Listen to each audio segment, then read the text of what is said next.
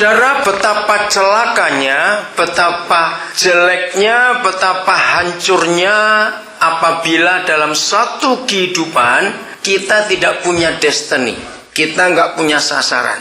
Hidup itu sangat hancur. Nah, hari ini kita akan melihat apa goal terakhir, apa ujung dari seluruh rencana Bapa di surga buat setiap kita. Kita buka Matius 5 ayat 48. Matius 5 ayat 48. Matius 5 ayat 48. Saya sesungguhnya sangat takut dengan ayat ini. Tidak ada ayat lain, verse lain di Alkitab yang saya paling takut kecuali ayat ini. Menakutkan. Sudah dapat semua? Nah, ini goalnya, ini destiny-nya, ini tujuan akhirnya. Karena itu haruslah kamu bagaimana? Sempurna. Sama seperti Bapamu yang di surga adalah sempurna. Secara logika kita tidak mungkin ini bisa tercapai. Betul tidak? Mana bisa? Sempurna dengan suatu standar yang sangat tinggi. Bukan sempurna seperti hamba Tuhan ini, hamba Tuhan itu, tidak. Tapi seperti Bapamu yang di surga. Gereja Tuhan, kalau goal kita tidak kepada ayat ini, maka sia-sia kematian Tuhan Yesus. Kalau sekedar supaya kita setelah mati bisa ke surga, maka Tuhan Yesus nggak perlu mati seperti itu. Hanya untuk memindahkan orang dari dunia atau dari neraka ke surga. Nggak perlu Bapa di surga susah-susah, repot-repot menjadi manusia sampai mati. Minta aja salah satu travel agent atau travel bureau mindahin semua kita ke surga. Apa susahnya? Betul? Tapi karena kita punya sasaran, kita punya destiny yang jelas sekali. Karena kita punya goal, punya destiny, punya sasaran yang jelas sekali. Sempurna seperti Bapa. Saudara, ini hal yang luar biasa. Nah, ini bukan cuma untuk kita yang sudah percaya Tuhan Yesus. Tapi kerinduan Bapa di surga, semua orang di dunia harus ke situ. Coba kita lihat 1 Timotius 2 ayat 4. 1 Timotius 2 ayat 4. Ayo kita baca sama-sama. 1, 2, 3. Yang menghendaki supaya berapa orang? Semua orang diapakan, diselamatkan dan memperoleh pengetahuan akan kebenaran itu. Saudara, kata diselamatkan, to be saved, itu tidak sekedar dari neraka pindah ke surga, tidak. Kata diselamatkan, to be saved, itu artinya kita dikembalikan ke posisi semula ketika Tuhan menjadikan kita. Dan itu ada di Kejadian 1:26. Posisi manusia sebelum jatuh dalam dosa. Ya, Genesis verse 26, perhatikan. Itu hebat sekali. In God's image. Pernah tahu ayat itu? Posisi kita sebelum jatuh dalam dosa itu serupa dan segambar dengan Tuhan. Di dalam Mazmur 8 ada ayat lagi berkata, kita ini hampir sama seperti Tuhan.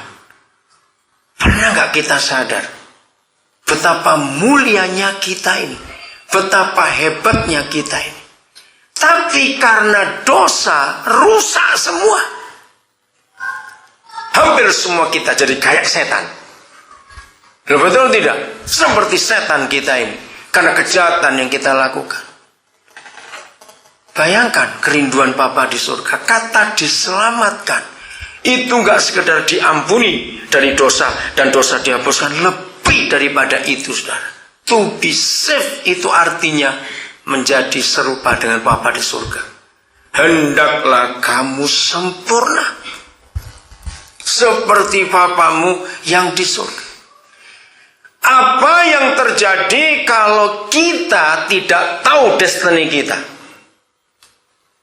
Kita baca kitab Ratapan, pasal yang pertama. Lamentation. Ratapan pasal yang pertama. Ini kitab yang paling jelek namanya, meratap, saudara. Tapi di dalamnya ada janji-janji Bapa kita yang luar biasa. Ayat 9. Kenajisannya melekat pada ujung kainnya. Jadi jubahnya pun, bajunya pun kotor, najis. Sebab apa? Ia tak berpikir akan akhirnya. Yang bawa bahasa Inggris ada kata, because she didn't consider her destiny. Ada bahasa Inggris betul? Luar biasa. Orang yang tidak pernah sadar akan tujuan hidupnya, akan akhirnya, akan destiny-nya. She didn't consider her destiny. Siapa pernah dengar nama Barack Hussein Obama? Siapa pernah dengar? Kalau nggak ada yang dengar, itu orang tuli. Betul? Siapa dia? Ayo. Siapa? Barack Hussein Obama. Siapa dia? Presiden Amerika Serikat sekarang. Anak menteng, betul. Dia 4 tahun di Jakarta. Sekarang dia lagi kontroversi. Saudara, saya kagum pada orang hitam satu ini. Bayangkan, nggak ada orang yang can imagine dalam tahun seperti ini ada orang kulit hitam jadi presiden Amerika. Itu gak ada yang membayangkan. Istilahnya itu kalau bahasa Indonesia, tunggu ayam keluar gigi. Nah itu baru jadi presiden. Sampai kapan ayam tumbuh gigi? Tapi orang ini nekat. Sungguh ini sebuah fenomena yang hebat sekali. Saya tuh kalau ketemu anak-anak muda yang nggak ada semangat, misalnya jangan marah yang dari Sabah, dari Sarawak ya, karena saya sering ke kampung-kampung sana itu, wah, daerah-daerah mereka itu masih sulit, banyak dijangkau di gunung-gunung, di hutan. Jangan marah, jangan marah.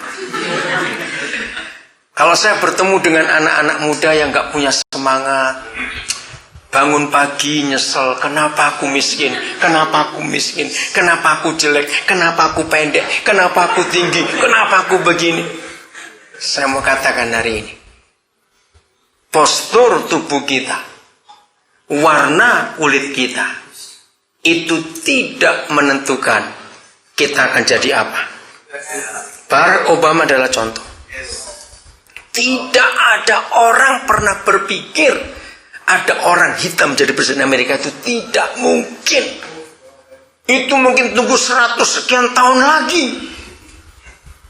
Saudara, Barack Obama kalau saudara baca biografinya, umur 2 tahun papa mamanya cerai. Umur 4 tahun mamanya kawin lagi dengan orang Indonesia. Umur 6 tahun, papa tirinya lulus dari Howard University dan harus kembali ke Indonesia karena nggak dapat visa. Otomatis dia dengan mamanya harus ikut ke Indonesia. Bayangkan Indonesia. Cuma yang saya nggak suka, entah yang nulis salah atau apa. Dia bilang waktu dia masih kecil di Jakarta makan belalang. Nggak mungkin tahun 61 makan grasshopper. Itu salah itu pasti. Nah, nanti ini bulan November waktu pertemuan APEC dia akan mampir ke Indonesia. Dan Barack Obama sudah telepon Presiden Susilo Bambang Yudhoyono untuk siapkan nasi goreng, bakmi goreng dan bakso. Itu sudah pesen dulu dia di sana. Bayangkan itu. Dan dia telepon pakai bahasa Indonesia kepada Susilo Bambang Yudhoyono. Iya, dia ngomong begitu, hebat sekali.